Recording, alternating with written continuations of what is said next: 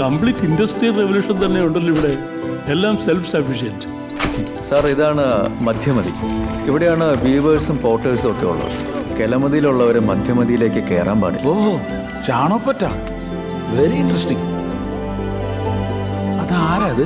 ഓ, അത് നീലിയാണ്. And this is Kariyan, the blacksmith. കബണാർ ജാതിയിൽപ്പെട്ടതാണ്. കെലമതിയിലേക്കുള്ള വെപ്പൺസ് ഉണ്ടാക്കുക. കരിയാൻ മുഖാര ജാതിയിൽപ്പെട്ട നെയ്ത്തുകാരി തിരുതയിൽ അയിനടിക്കാൻ തുടങ്ങിയിട്ട് കാലം കുറയായി. പക്ഷെ ഇവിടെയും സെയിം സോഷ്യൽ സ്റ്റിഗ്മ. ഈ രണ്ട് ജാതികൾ തമ്മിൽ മംഗലം പാടില്ല. മംഗലോ? അതെന്താ? കല്യാണം. അവരെന്താ അവിടെ ആയിരിക്കണത്? ശേഖരണം കുലത്തൊഴിലായി എടുത്തിട്ടുള്ള ആയുധ വിഭാഗത്തിൽപ്പെട്ടവർ. കരിയാനുള്ള മെറ്റൽ ഓർ കളക്ട് ചെയ്യുക. വാട്ടർവേസ് കണ്ടില്ലേ? ഇനിയപ്പയുടെ ക്രിയേഷനാണ്.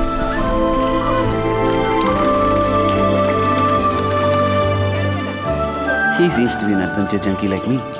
That's Iniyappa. He is the chief engineer of ഏഴായിരം കണ്ടി. ഗ്രാമത്തിൻ്റെ മുഴുവൻ മെയിൻ്റനൻസിൻ്റെയും ചുമതല പുള്ളിക്കാരനാണ്. ഇവിടെ കാണുന്ന മെഷീൻസൊക്കെ അവൻ്റെ സൃഷ്ടിയാണ്. ഇത് മടിക്കേർ വിഭാഗം. ഈ കന്നഡയില് മടിക്കെന്ന് പറഞ്ഞു വെച്ചാൽ മൺകലമാണ്. അതിപ്പോൾ ഹിന്ദിയിലും മഡ്ക എന്ന് തന്നെ പറയുന്നു. ആഹാ, കുഞ്ഞിനും കറിയൊന്നും താഴ്ത്തെത്തിയില്ലോ. ഓട്.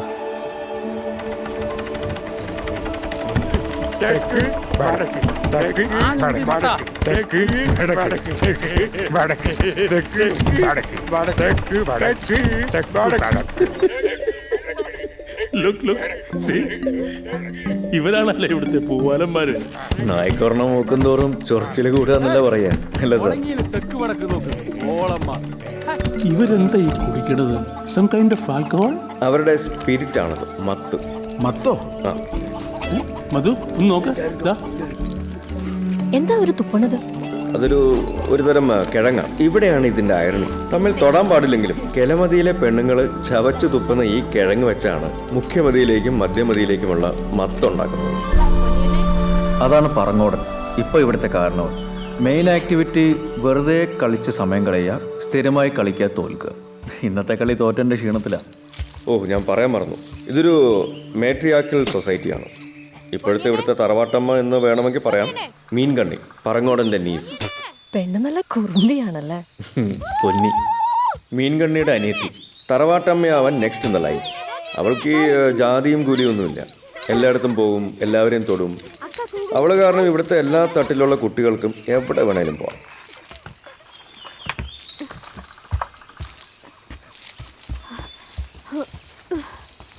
എത്ര പറയുന്നു, എപ്പോ താത്തിരിക്ക് കാല് പൂത്തു പോവും.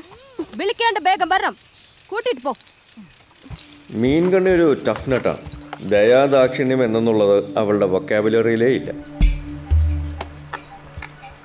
അവർ പ്രിമിറ്റീവ് ആയിരിക്കാം, പക്ഷെ അവർക്ക് അവരുടേതായ ഒരു ഫാഷൻ സ്റ്റൈൽസ് ഒക്കെ ഉണ്ട്. ഒരു സ്റ്റൈലിസ്റ്റ്. അതാണ് ചെറുക്കൻ. മറ്റേത് അവൻ്റെ അസിസ്റ്റന്റ്. പക്ഷെ ഇതുവരെ അവൻ്റെ പേരെനിക്ക് മനസ്സിലായിട്ടില്ല. ആ ചെങ്ങായി പശുക്കൂട്ടിലല്ലേ? ഓ, അതാണ് ഇവിടുത്തെ ജയില്. ഉള്ളിൽ കിടക്കുന്നത് ഐത്തൻ. അവനെ ഊരി വിലക്കിയതാ. കുറ്റം ചെയ്താൽ ഇവർക്കുള്ള ശിക്ഷ ഈ ജയില. ആ താഴത്ത് കാണുന്നത് അവൻ്റെ ഫാമിലിയാ. ഒളിച്ച് ഭക്ഷണം കൊടുക്കാൻ വന്നിരിക്കുക. മധു, ഒന്ന് മേലേക്ക് നോക്ക്. ആ കാണുന്നത് ഗുഗുത്തായുടെ കുടിലാണ്. ഒരു സ്ട്രേഞ്ച് കുടിലാണല്ലോ. ആ വന്നല്ലോ. ഈ കാട്ടിൽ പുതുതായിട്ട് ആര് വന്നാലും ഗുഗുത്തായി അറിയും. ഇവിടുത്തെ ആസ്ട്രോളജറും കാലാവസ്ഥാ നിരീക്ഷകയും ഒക്കെ ഗുഗുത്തായാണ്.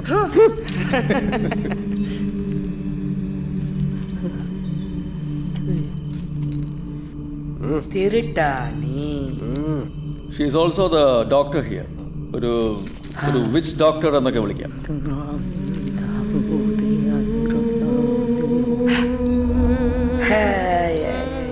നീ പൊണ്ണ.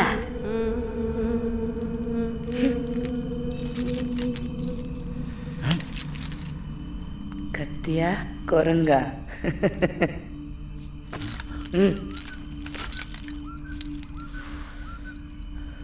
വേടൻ്റെ സ്മോക്കിംഗ് കമ്പനിയാണ് ഗുഗു. 7000 കണ്ടിയുമായിട്ടുള്ള ഞങ്ങളുടെ ഒരേ ഒരു connecting link. And this is Chatha, ഗുഗുവിൻ്റെ അപ്രൻറ്റീസ്. ഓ, പോയോ? ഇവർക്ക് തോന്നുമ്പോൾ വരും, തോന്നുമ്പോൾ പോകും. ഇതിൻ്റെ ഹിസ്റ്ററി കുറേ ഗുഗുത്തായി പറഞ്ഞിട്ടാണ് അറിഞ്ഞത്.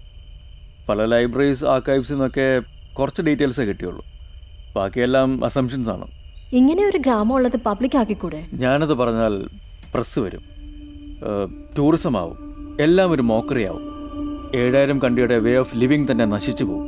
ഈ എൻവയറമെന്റൽ പ്രൊട്ടക്ഷൻ ഫോഴ്സിനെ സമീപിച്ചിട്ടുണ്ടോ? എല്ലാം നോക്കി. ഹൗ? കേരളത്തിലെയും തമിഴ്നാട്ടിലെയും കർണാടകയിലെയും എൻവയോൺമെന്റ് ഡിപ്പാർട്ട്മെന്റുകളിലും ഡിപ്പാർട്ട്മെന്റ് സെക്രട്ടറീസിന്റെ അടുത്തൊക്കെ ഞാൻ കയറി ഇറങ്ങി. കൈക്കൂലി കുറേ കൊടുത്തു എന്നല്ലാതെ ഒരു ഫലവും ഉണ്ടായില്ല. എവിടെ ചെന്നാലും അവരുടെ ബ്യൂറോക്രസി, അവരുടേതായിട്ടുള്ള റീസണിങ്സ്.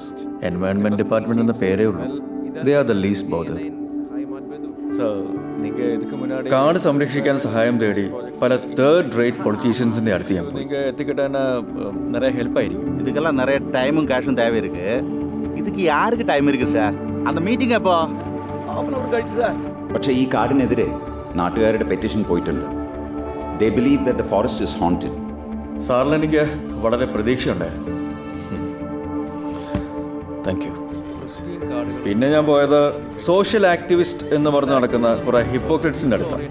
ഇൻസ്റ്റന്റ് പ്രശസ്തിയും നല്ല പേരും കിട്ടുന്ന ആക്ടിവിറ്റീസിൽ മാത്രമായിരുന്നു അവരുടെയൊക്കെ താല്പര്യം. ഒരു ലാസ്റ്റ് ഡിച്ച് എഫേർട്ട് എന്ന നിലയ്ക്ക് ഞാൻ മാംഗ്ലൂർ ബ്രദേഴ്സ്, അതായത് കോൺട്രാക്ടേഴ്സ്, അവരുടെ അടുത്ത് നിന്ന് പ്ലീഡ് ചെയ്തു. അവർ പറയുന്നതിൽ ന്യായമുണ്ട്. ഇല്ലീഗലായിട്ട് അവരൊന്നും ചെയ്യുന്നില്ല. See, Mr. Philippos, we are businessmen and we invest a lot of money into that project. So, com ಶುರು ಮಾಡ್ತೀವಿ. ವಾರಕ್ಕೆ ಒಂದು 20 ಲೋಡ್ ಟಿಂಬರ್ ಆದಿರಬೇಟ ಇಳಿಲೇಬೇಕು. ಬ್ರದರ್ಗೆ ಅರ್ಥ ಆಯ್ತಾ? മനസ്സിലായി? സർ, ഇതൊരു സാധാരണമായ കാടല്ലേ. It's a reserve forest and it should be protected. ಹಾಗಾಗಿ ಇಂದ ಗ್ರೀನ್ ಟ್ರಿಬ್ಯುನಲ್ಗೆ ಅಬ್ಜೆಕ್ಷನ್ ಏನ್ರಿ ಮಾರಾಯರೆ, ನಿಮ್ಮ ಟ್ರಿಬ್ಯುನಲ್ಗಳು ಎನ್ವಿರಾನ್ ಡಿಪಾರ್ಟ್ಮೆಂಟ್ ಎಲ್ಲ ನಿಮ್ಮ ಪೈಸಾ ಕೊಟ್ಟು ತಿಂದು ನೀ ಜಾಗ ಖಾಲಿ ಮಾಡಪ್ಪ. ಸುಮ್ಮನೆ ನಮ್ಮ ಟೈಮ್ ವೇಸ್ಟ್ ಮಾಡಬೇಡ. ಸಾರಿ ಮಿಸ್ಟರ್, ಎಲ್ಲರೂ ಆ ಥರ ಅಲ್ಲ. ಪ್ರಕೃತಿ ಸ್ನೇಹಿಗಳು ಉದ್ದಾರೆ. ಹ್ಯಾವ್ ಸಮ್ ಹಾರ್ಟ್ ಗುರು. ಸಿ ಮಿಸ್ಟರ್ ಪ್ರಕೃತಿ ಸ್ನೇಹಿ, ನೀ ದಯಮಾಡಿ ಹೋರಾಡ್ಬೋದು. Carry on with your love for nature. ബാക്കി ഞാൻ ദേഖ് ലേംഗെ. ഈ നിരാഹാര സത്യാഗ്രഹം കിടക്കുന്നവരെ സമ്മതിക്കണം. ഞാനും ഒന്ന് കടന്നു നോക്കി. 3-4 ദിവസം പട്ടിണി കടന്നത് മിച്ചം.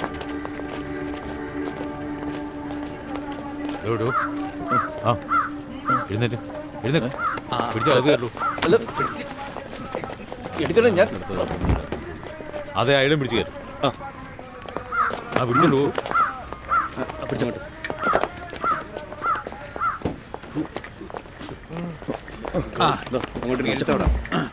അവിടേക്ക്